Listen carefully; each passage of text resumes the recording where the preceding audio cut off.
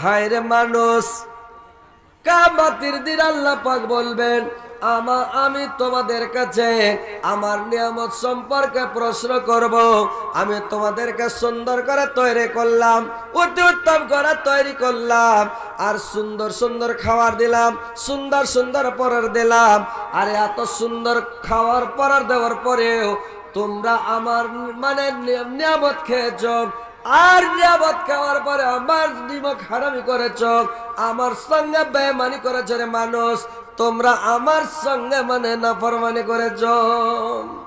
ভাইরে আমার, আল্লাহ ছেড়ে দিবে না ভাই।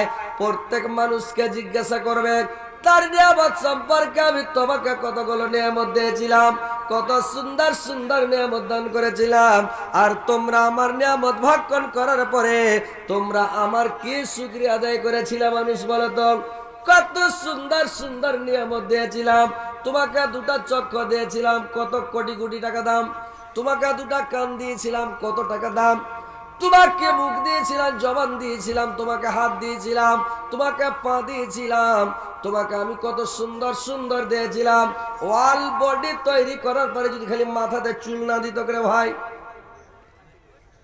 মাথাটা খালি টাকলু হয়ে যেত, কত খারাপ লাগতো। আল্লাহ একবারে মানুষকে এত সুন্দর করে সাজিয়েছে, এত সুন্দর করে বানিয়েছে, কোন জিনিসের কমি রাখেনি, কোন জিনিসের অসুবিধা হতে দেয়নি। এত সুন্দর করে আল্লাহ পাক তৈরি করেছেন, কিন্তু আমরা কি আল্লাহর ইবাদত বান্দেগী করতে পারবো না ভাই বলেন তো? দিনে রাতে 24 ঘন্টা, 24 ঘন্টার মধ্যে একটা ঘন্টাকে আল্লাহকে দিতে পারবো না, একটা ঘন্টাকে আল্লাহর পথে আমরা কাটাতে পারবো না। 5 ওয়াক্ত নামাজ পড়বেন, 5 10 50 মিনিট, 5 10 10 মিনিট করে সময় লাগবে একটা ওয়াক্তে। আপনি 50 মিনিট আরো 10 মিনিট দিয়ে একটা ঘন্টা আল্লাহকে দিয়ে দেন, বাদ বাকি 23 ঘন্টা আপনি নিজের কাজে, সংসারের কাজে, দুনিয়াবি কাজে লাগান। আল্লাহকে একটা ঘন্টা দেন, কিন্তু একটা ঘন্টা যে আল্লাহকে দেন না, আল্লাহ এতগুলো যে নিয়ামত আপনাকে দিয়েছে, আপনি নিয়ামত গুলো ভক্ষণ করার পরে, নিয়ামত গুলো খাওয়ার পরে আপনার নিয়ামতের কি শুকরিয়া আদায় করেছেন? একটু আস্তে আস্তে চালা করেন। মানুষ বসে যাবে, ইনশাল্লাহ বসে যাবে আস্তে আস্তে। যখন মানুষ খাইতে যাবে কিনা আপনি বসে যাবে। মানুষকে যত বুঝান মানুষ শুনবে না। ওই কেবলে গরু কিনে নিচ্ছে, তো বলছে এড়ে রে তোকে কিননু, তখন এড়া কইছে আমিও শুননু, তো কইছে খাইয়াটাইয়া ভালো করে বহিস, তখন এড়া কইছে হ্যাঁ এটাকে কহিস। তো ওইরকম কিছু চ্যাংড়া পিলা আছে, ওরাকে যতই বসতে কহেন এড়ার মতন কই ভাই এটাকে কহিস, ও বসবে না। আর যারা ভালো আছে, আল্লাহ যাকে জ্ঞান দিয়েছে, ও ধাড়া ধাড় বসে যাবে ইনশাল্লাহ। দেখেন এক হুকার মধ্যে ঘুরে দেখবেন আর দেখতে হবে না, সব বসে গেছে ইনশাল্লাহ বসে যাবে। তো আপনারা শান্তিভাবে শুনেন। দেখেন ভাই, যে আল্লাহকে আমাদেরকে ডাকতে হবে, কোনো গতি আছে? আল্লাহকে ছাড়া কোনো চাক্কা চলবে? আল্লাহ যদি আমাদের অন্ধ করে দেয়, সারা পৃথিবীটা অন্ধকার হয়ে যাবে ভাইরে আমার। সারা দুনিয়া আমি দেখতে পাবো না, আপনারা দেখতে পাবেন না, মাকে দেখতে পাবেন না, বাপকে দেখতে পাবেন না, ছেলের আওয়াজ শুনতে পাবেন, ছেলেকে দেখতে পাবে না, মায়ের আওয়াজ শুনতে পাবে, মাকে দেখতে পাবে না, বাবার আওয়াজ শুনতে পাবে, বাবাকে দেখতে পাবে না। চোখটা আল্লাহর কত বড় নিয়ামত। কান এমন জিনিস, চোখে দেখতে পাবে, কানে শুনতে পাবে না। আল্লাহর এত বড় নিয়ামত, কানটা বিশাল বড় নিয়ামত রে ভাই। আল্লাহ বলছেন আমি তোমাকে কত সুন্দর সুন্দর নিয়ামত দিয়েছে, আর তোমাকে আমি কত ভালো ভালো নিয়ামত দিয়েছে, আর তোমরা আমার নিয়ামত গুলোকে ভক্ষণ করেছো, ব্যবহার করেছো, আর তোমরা আমার শুকরিয়া আদায় করলে না রে মানুষ। আল্লাহ কত সুন্দর নিয়ামত দিয়েছেন। আল্লাহ বলছেন আমি তোমাকে উদরপূর্ণ করে খেলিয়েছে। আরে ভাই, শীতকালে ঘরের মধ্যে থাকা আল্লাহর বিশাল বড় নিয়ামত, গরমকালে গাছের তলে ছায়ার তলে বসে থাকাটা আল্লাহর বিশাল বড় নিয়ামত, গিট্টির উপরে কড়া মাটিতে চপ্পল পরে চলাটা আল্লাহর নিয়ামত, গরম সময় গরমের টাইমে গরমের কালে আপনি ঠান্ডা পানি পান করাটা আল্লাহর নিয়ামত, বর্ষাকালে ঘরের মধ্যে থাকাটা আল্লাহর বিশাল বড় নিয়ামত, দেখো 18,000 মাখলুক আর সবাই রোদের মধ্যে পুড়ছে, আর বৃষ্টি হচ্ছে তখন ভিজছে।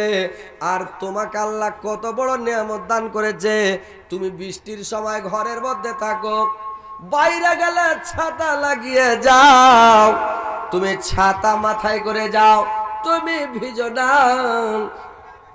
আল্লাহর কত বড় নিয়ামত। আল্লাহ বলছেন আমি তোমাকে কত সুন্দর সুন্দর নিয়ামত দান করেছে, কিন্তু তোমরা আমার শুকরিয়া আদায় করলে না, একবার আলহামদুলিল্লাহ বললে না। দেখেন এত সুন্দর করে পেট ভর্তি করে উদর ভর্তি করে খাওয়ানোটা আল্লাহর বিশাল বড় নিয়ামত।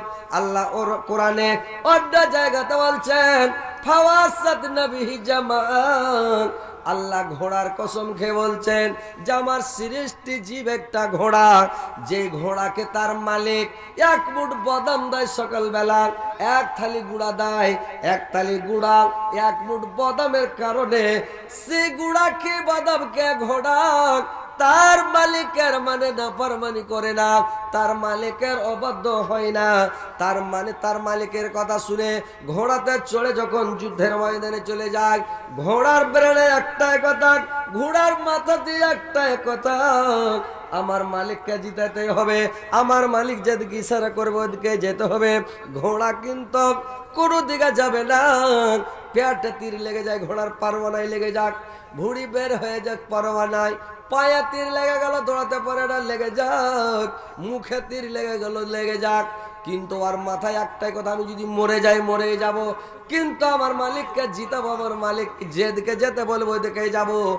এক মুঠ বাদাম খাওয়ার কারণে যদি এত বড় গুণ দেখায়, তাহলে আল্লাহ পাক আপনাদেরকে 3 টাইম 4 টাইম কত উদরপন্ন করে কত সুন্দর করে খাবার দেয় ভাই। আমরা কত ভালো ভালো খাবার খাই, কত সুন্দর কত নিয়ামত গুলো আল্লাহর আমরা ভক্ষণ করে, কিন্তু একবার কি কারোর মুখ দিয়ে বের হয়েছে আলহামদুলিল্লাহ বলেছেন? আলহামদুলিল্লাহ বলেছেন? খাওয়ার পরে খেতে বসবেন তো বিসমিল্লাহ বলবেন না, খাওয়ার যখন খাওয়া হবে তখন আলহামদুলিল্লাহ বলবেন না, যখন খেতে বসলেন হাকার বাকার করে বসে গেল, আর একবারে ভাতের গামলার মধ্যখান থেকে ভাত উঠিয়া থালিতে, আর থালির মধ্যখান থেকে একবারে দিতে লাগলো, হলারে ঢালতে লাগলো, আর একবারে চাক্কি চালু করে দিলে চলে যাচ্ছে ধাই ধাই করে, এক গামলা ভাত খেয়ে নিচ্ছে, ওর পেটে ভরে না, সুন্নাত তরিকা বুঝে না, নবীর সুন্নাত মানে না, ও কিছুই জানে না যে নবীর সুন্নাত তরিকা ডান দিক থেকে ভাত উঠে দেবে এক কানা থেকে, ভাত খেতে হবে এক কানা থেকে, ছোট করে লোকমা করতে হবে, আর ছোট লোকমা করতে হবে, হাক ভরা করে চাবাইতে হবে না, মুখটাকে আস্তে আস্তে চাবাইতে হবে, আর বেশি করে চাবাইতে হবে।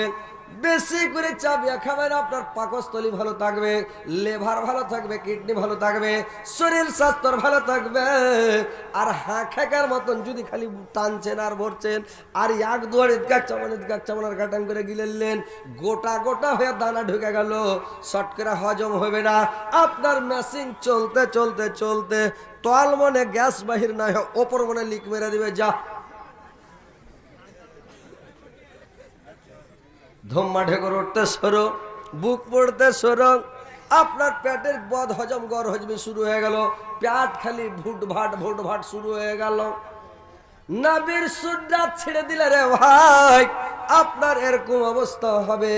তো দেখেন ভাই আমার, যখন খাবেন আল্লাহর শুকরিয়া আদায় করেন, আল্লাহর নিয়ামত ভক্ষণ করবেন, আল্লাহর শুকরিয়া আদায় করেন, আল্লাহকে ডাকেন, আল্লাহকে স্মরণ করেন, আল্লাহর নিয়ামত আমরা পেয়েছে, আল্লাহর নিয়ামত খাচ্ছি, আল্লাহর নিয়ামত পেয়েছি, আল্লাহর আমরা শুকরিয়া আদায় করব। আল্লাহ বলছেন কিয়ামতের দিন আমি আমার বান্দাদেরকে আমার নিয়ামত সম্পর্কে আমি প্রশ্ন করব, এক এক করে প্রশ্ন করব। আমি তোমাদেরকে এত সুন্দর সুন্দর নিয়ামত দান করেছিলাম, আল্লাহর একটা বিশাল বড় নিয়ামত শরীর সুস্থ থাকাটা আল্লাহর বিশাল বড় নিয়ামত ভাই। মানুষের যখন শরীর সুস্থ থাকে, আপনি 2 রাকাতের জায়গায় 4 রাকাত নামাজ পড়তে পারবেন, পুষ মাঘ মাসের ঠান্ডাতে আপনি উজু করতে পারবেন, আপনার আসকত আলসি কিছু হবে না, আপনি নামাজ রোজা করবেন, রোজা রাখবেন, কোনো টের পাবেন না, আপনি ইবাদত বান্দিগিতে মন লাগবে ভাই। তো জামানিতে ইবাদত বান্দিগি করেন, আর আপনি সুস্থ আছেন, ভালো অবস্থাতে আল্লাহকে ডাকেন। আর যখন বুড়া বুড়া হয়ে যাবেন। আর বুড়া হয়ে যাওয়ার পরে আপনি 50 বছর যখন আপনার বয়স হয়ে যাবে, 50 বছর পর্যন্ত যদি আপনি নামাজ না পড়েন, 50-এ যাওয়ার পরে আপনাকে আল্লাহ আর গজবে না, আপনাকে রিজেক্টের মধ্যে ফেলে দিবে, যেটা রিজেক্ট মাল, এক আর গছা হবে না, ওর ইঞ্জিল ডাইরেক্ট হয়ে যাবে রে ভাই। ওর কাপড় ঠিক থাকবে না, ওর শরীর ঠিক থাকবে না। নাহলে যারা নামাজ পড়ে না, বয়স্ক লোককে জিজ্ঞাসা করেন, এক দিন যখন মসজিদে যাবে, মসজিদ থেকে যখন নামাজ পড়বে, কিন্তু আর শরীর ঠিক থাকবে না, কাপড় ঠিক থাকবে না। যখন রুকু থেকে দাঁড়াবে বলবে সামি আল্লাহু লিমান হামিদা, যেমন জোর করে দাঁড়াবে, বুড়া লোক দাঁড়াতে পারবে না, মাঞ্জা ধরে মাঞ্জার ব্যথা। আর যদি কোন রকম দাঁড়াবে রে ভাই, ওর ইঞ্জিল ডাইরেক্ট হয়ে গেছে, 2-3 ফুট ওর মাল মিটার চোচো করে বেরিয়ে যাবে, কাপড় ধরি সব নষ্ট, মসজিদ থেকে পালাবের দিশা পাবে না। ওই লোকটা মসজিদ যাবে না, বললে আমি আর মসজিদ যাবো না, কাপড় ঠিক থাকে না, শরীর ঠিক থাকে না, বয়স হয়ে গেলে কাপড় ঠিক রাখতে পারবে না। 50-এর পরে যারা নামাজ পড়বে না, আর মানে ওকে আল্লাহ গজবে না, ওর ইঞ্জিল ঠিক থাকবে না, ইঞ্জিল খারাপ হয়ে যাবে, কাপড় খারাপ হবে, শরীর খারাপ হবে, পবিত্র হবে, নামাজ পড়তেই পারবে না, ওর ইবাদত কবুল হবে না। কিন্তু নামাজটা আপনি জামানিতে পড়েন, আর যখন সুস্থ থাকবেন, সুস্থ অবস্থাতে আল্লাহকে ডাকেন, আল্লাহ কিয়ামতের দিন 5টা প্রশ্ন করবে। যে 5টা প্রশ্ন করবে, যে আমি তোমাকে যৌবন কাল দান করেছিলাম, তোমার যৌবন কালটাকে তুমি কোন পথে লাগিয়েছো? তোমাকে আমি 100 বছরের জিন্দেগি দান করেছিলাম, 70-80 বছরের জিন্দেগি দান করেছিলাম, তোমার এই জিন্দেগিটা তুমি কোন পথে ব্যয় করেছো, এর জবাব দাও। আল্লাহ 3 নম্বর প্রশ্ন করবেন, তুমি তোমার জিন্দেগিতে কত টাকা আয় করেছো, আয়ের খাতাটা দেখাও, কত টাকা তুমি আয় করেছো, আয়টা দেখাও। 4 নম্বর প্রশ্ন করবেন আল্লাহ পাক, তুমি কত টাকা তোমার জীবনে ব্যয় করেছো, বয়ের খাতাটা আমাকে দেখাও। 5 নম্বর প্রশ্ন করা হবে। 5 নম্বর প্রশ্ন আল্লাহ পাক করবেন, যে দুনিয়ার আলেম সমাজকে জিজ্ঞাসা করবে, মুলবিরাকে জিজ্ঞাসা করবে, আরে মুলবি সাহেব, আলেম সমাজেরা, তোমরা ইলম শিক্ষা করার পরে তোমার ইলমটাকে তুমি কোন পথে ব্যয় করেছো, তোমার ইলমটাকে তুমি কোন পথে লাগিয়েছো বলো। তুমি মানুষকে শিক্ষা দিয়েছিলে কিনা, মানুষকে তুমি কোরআন হাদিসের কথা বলেছিলে কিনা, তুমি দোয়া দুরূদ তাসবিহ জিকির শিক্ষা দিয়েছিলে কিনা, তুমি মানুষকে কি করেছিলে, তোমার ইলমটা কোন পথে ব্যয় করেছে, এর জবাবটা দিয়ে দাও। 5টা প্রশ্ন করবে ভাই।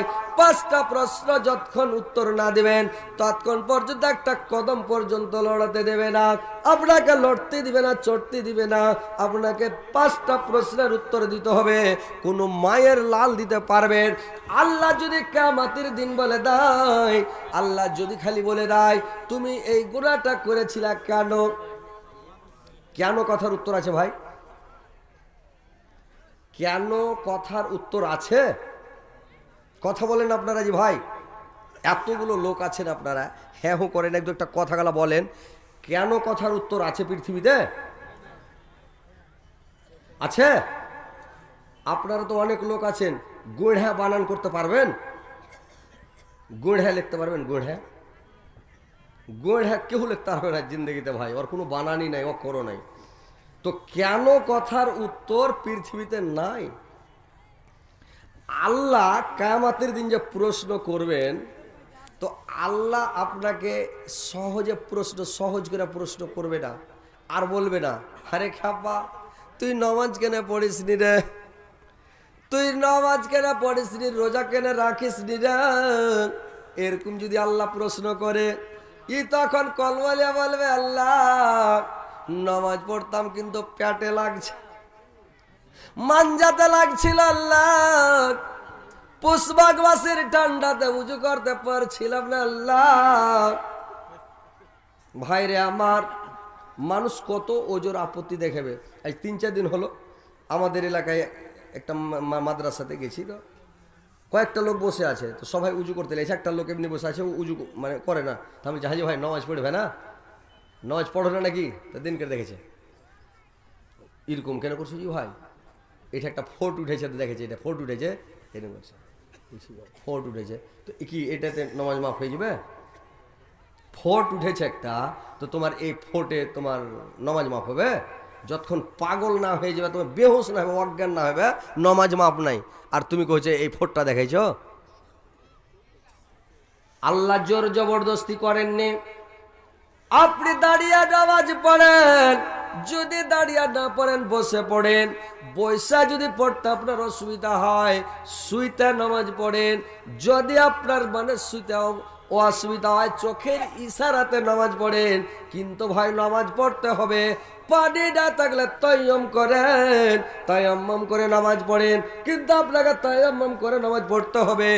নামাজ কোনো হালাতে মাপ নাই। আল্লাহ আপনাকে এটা প্রশ্ন করবে না, হারে খেপা তুই নামাজ কেন পড়িসনি। আল্লাহ যদি এটা প্রশ্ন করে, লোক তো পাটাপাট জবাব দিবে, আল্লাহ এটা গুণে পড়েনি, এটা গুণে পড়েনি। আল্লাহ বলছেন আমি অত সহজ নয়, আমি এই কথা প্রশ্ন করবো না তুমি এটা কেন, আমি অন্যায় সম্পর্কে প্রশ্ন করব, তুমি এই কাজটা করেছিলা কেন। অন্যায় সম্পর্কে আল্লাহ পাক জিজ্ঞাসা করবেন আর বলবেন তুমি এই কাজটা করেছিলা কেন।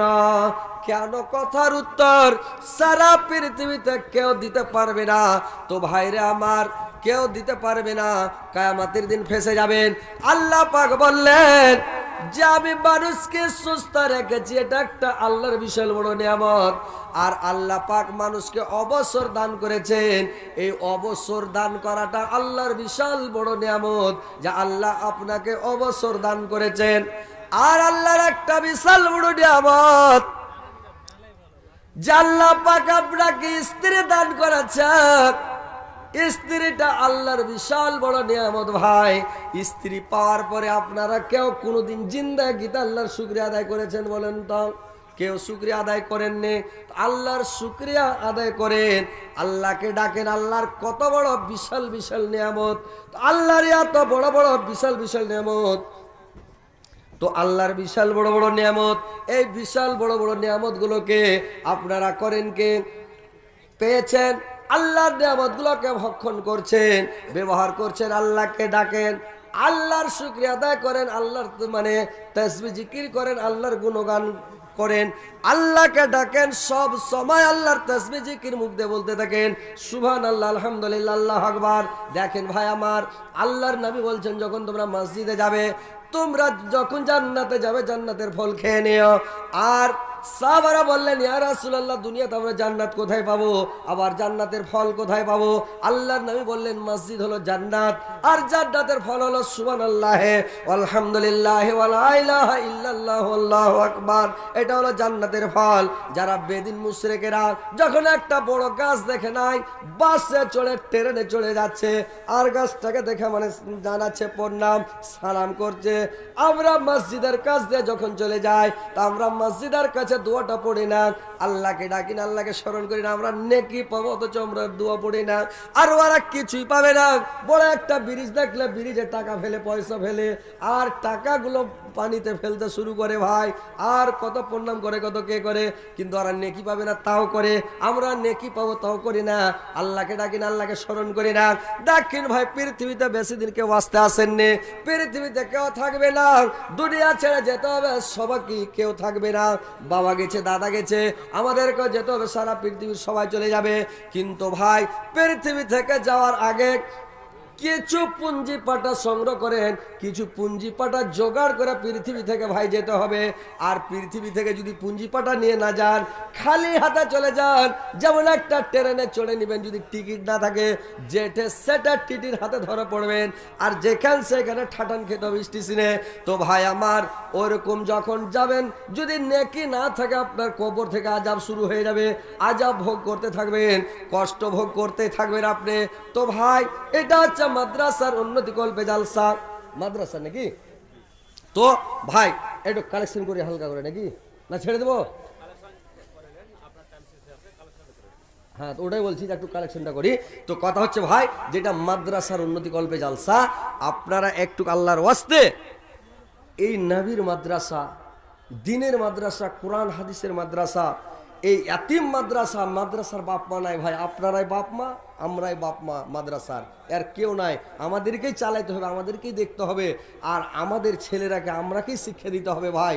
তো কোরআন হাদিসকে শিক্ষা দেওয়ার জন্য আমি এই সবার মধ্যে অনেক লোক আছেন, আমি এই দিন ইসলামের জন্য, কোরআনকে টিকিয়ে রাখার জন্য, কোরআনের শিক্ষা দেওয়ার জন্য আমি আমার ভাইদের কাছে আমি সিরিফ 30 পারা কোরআন, আমি 30টা ভাইয়ের কাছে আমি একটা করে কোরআনের দাম 500 টাকা করে নেব। 30 জন ভাইয়ের কাছে মাত্র আমি ভাই 500 করে করে টাকা, 30 জন ভাইয়ের কাছে 30 পারা কোরআন, আর 30টা লোকের কাছে ভাই আমি 500 করে টাকা নেব। কে আল্লাহর বান্দা আছেন আসেন। হাদিসে বলা হয়েছে পৃথিবীতে ওই লোকটাকে চালু বলা হয়। মানুষ বলে যে এই লোকটা খুব চাল্লাক, যারা গাড়ি করে 2-4খান গাড়ি কিনে নিল, বাড়ি করলো, জায়গা জমি কিনছে, ওই লোকটা খুব চাল্লাক। ওই লোকটা চালু নয়। হাদিস আল্লাহ নবী বলেছেন যে ওই লোকটা পৃথিবীর সবচাইতে চালু লোক, যে লোকটা পরকালের জন্য কিছু পুঁজিপাটা সংগ্রহ করে, পরকালের জন্য, কিয়ামতের দিনের জন্য, আখিরাতের জন্য কিছু পুঁজি পাটা জোগাড় করলো, দান খায়রাত করে, সাদকা খায়রাত করে, চুপে চাপে দান করে করে, টাকা পয়সা দান করে করে জমা করলো। ওই লোকটা হচ্ছে পৃথিবীর সবচাইতে চালু ব্যক্তি। তো ভাই আপনার আসেন, একটা করে কোরআনের দাম আপনার আল্লাহর হস্তে ভাই দিয়ে যান।